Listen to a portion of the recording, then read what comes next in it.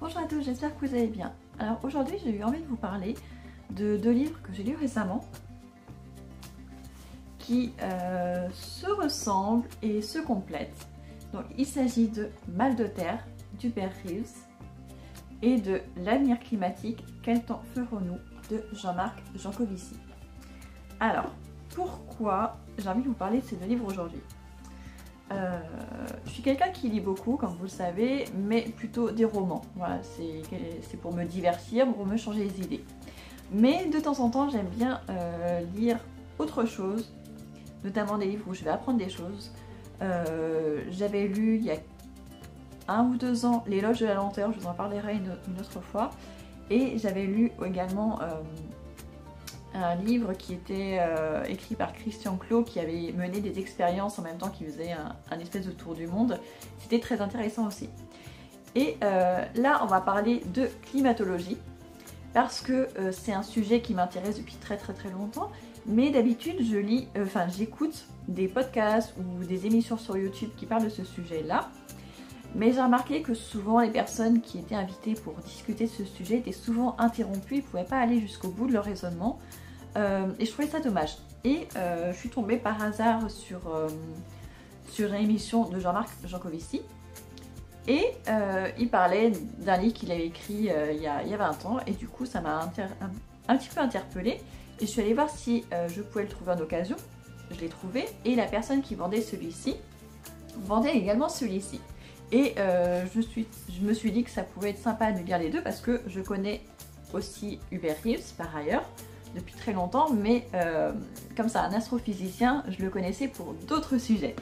Et donc je ne savais pas qu'il s'était intéressé à la climatologie, je trouvais ça intéressant. Donc si je vous en parle aujourd'hui, c'est parce que j'ai trouvé que c'était très intéressant ce qu'il y avait dans ces deux bouquins. Et je pense qu'il est important de les lire, qu'on soit intéressé par le sujet du climat, du réchauffement climatique et tout ça. Et j'ai envie de dire, il est encore plus important de les lire si vous n'êtes pas du tout intéressé à ce sujet-là. Et si vous n'y êtes pas du tout sensible, je pense que c'est important. Je vais commencer par celui avec lequel moi j'ai commencé. Il s'agit de Mal de terre d'Hubert Reeves. Donc Hubert Reeves, c'est un monsieur qui était franco-canadien. Il est décédé il y a seulement quelques mois, en fin d'année 2023. C'était un astrophysicien. Moi j'avais connu justement quand je faisais des recherches et que je regardais beaucoup de vidéos sur les ovnis et tout ça, parce que il était astrophysicien et directeur de recherche au CNRS. Et donc il était toujours invité dans les émissions qui parlaient de ce sujet-là. Et c'est quelqu'un qui est très intéressant, qui explique très bien les choses, très posément, qui ne se prend pas la tête. Il essaie toujours de s'adresser au plus grand nombre. Et donc là, on est dans une conversation entre lui et un journaliste, qui est journaliste et philosophe et sociologue. Et du coup, c'est plutôt un livre de sociologie. On va avoir Hubert Reeves qui va nous expliquer... Alors déjà, je reviens, il a été écrit en 2003, donc c'était il y a plus de 20 ans. Et donc... il nous fait un constat, il nous met en garde sur ce que sera l'avenir.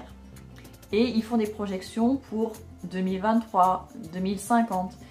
Et maintenant qu'on est nous en 2024, ça nous permet de nous rendre compte si les prévisions qu'il avait fait à l'époque sont justes ou pas.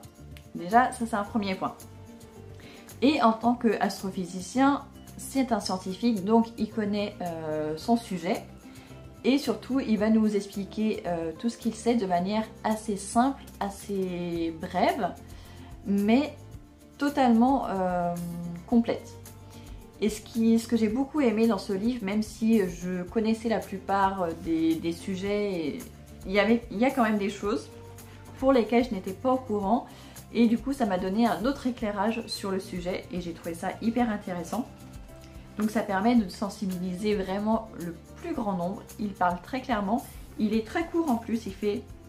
On a l'impression qu'il fait 250 pages, mais en fait les 20 dernières pages, ce sont des notes qui nous expliquent certains passages du livre. Pour ceux qui ne connaissent pas du tout le sujet, je trouve ça assez intéressant. Et en plus, il y a pas mal de schémas, d'illustrations. C'est assez espacé. Moi, je l'ai lu en une journée. Donc ça se lit très vite. Donc franchement, si vous ne connaissez pas du tout le sujet, si vous n'êtes pas du tout intéressé, c'est une très bonne entrée en matière.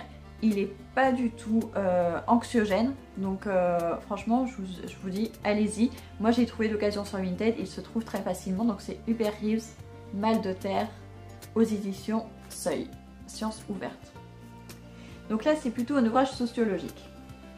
En revanche, le deuxième, avec Jean-Marc Jancovici, là on est vraiment sur le côté vraiment scientifique. Lui c'est un ancien ingénieur, il a fait l'école polytechnique. Et là c'est vraiment scientifique parce qu'il nous explique vraiment dans le détail les réactions scientifiques, les courants océaniques, les courants atmosphériques. On apprend énormément de choses sur la planète, sur comment fonctionne le climat, sur pourquoi on est dans une période de réchauffement climatique. Il nous explique voilà, que ça a déjà eu lieu par le passé sur la planète, que c'est un phénomène naturel, mais que en effet ce qui se passe maintenant est plus grave, et il nous explique pourquoi, comment c'est arrivé.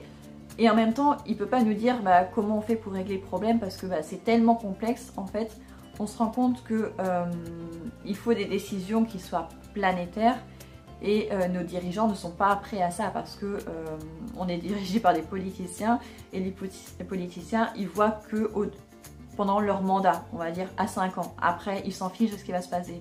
Sauf que pour régler le problème qui se pose à nous aujourd'hui, il faut vraiment des visions à long terme, sur 50, 100 ans, et ça les dirigeants actuels n'en sont pas capables, c'est vraiment pas leur truc.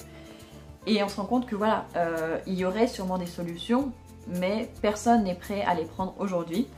Alors, si les politiciens ne sont pas prêts à les prendre aujourd'hui, peut-être que nous, à notre échelle, chacun de son côté peut faire des gestes aussi. Ça montre ça aussi.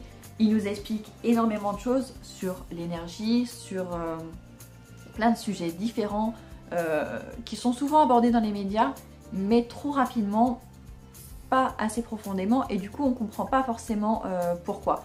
Là il nous explique tout avec énormément de chiffres, énormément de diagrammes et tout ça.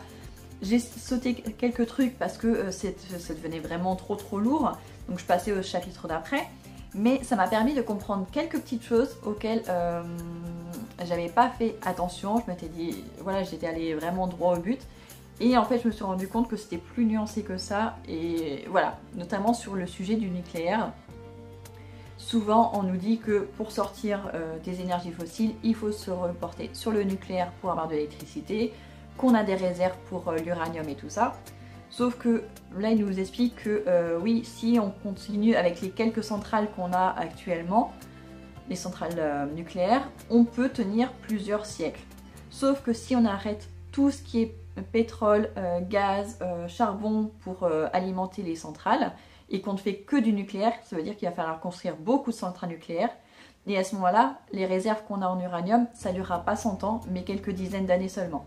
Donc ce serait vraiment reporter le problème, et en plus, il y a les déchets radioactifs, et tout ça, et tout ça.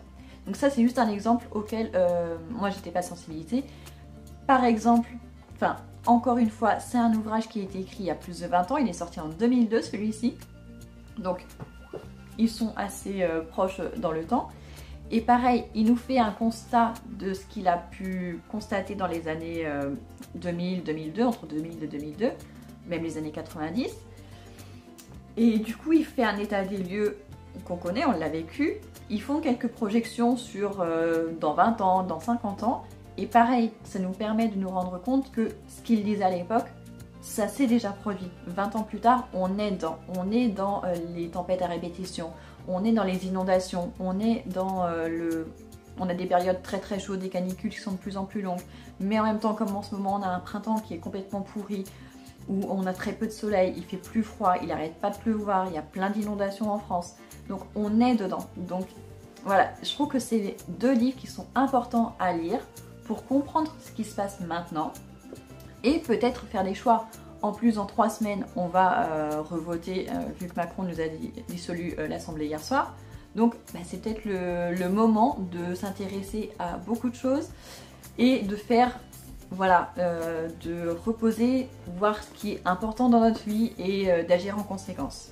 Voilà, donc, ce sont deux livres que j'ai trouvé très intéressants, très importants, très bien écrits, dans deux styles différents, un plutôt sociologique, l'autre vraiment scientifique, mais on peut passer certains passages, aller directement aux choses qui nous intéressent.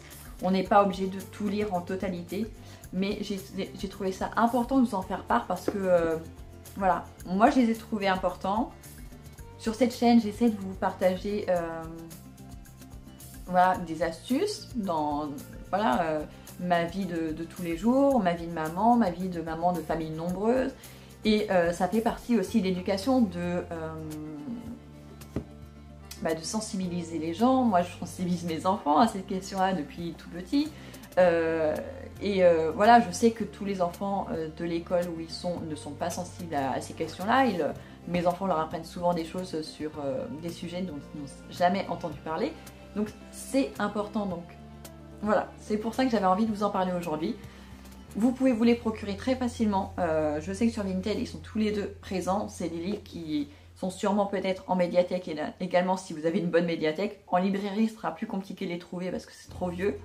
Mais en tout cas d'occasion, ça se trouve. Donc n'hésitez pas à aller y jeter un œil. Voilà, j'espère que cette petite vidéo vous aura quand même plu. C'est pas du tout anxiogène. Enfin, celui-ci peut l'être un petit peu. Mais c'est le côté fait réel. Voilà, c'est comme ça. Et enfin voilà, pour pouvoir agir et prendre des décisions, il faut savoir dans quoi on s'embarque, ce qu'il en est réellement pour pouvoir prendre des décisions, tout simplement. Voilà, je vous dis à très bientôt.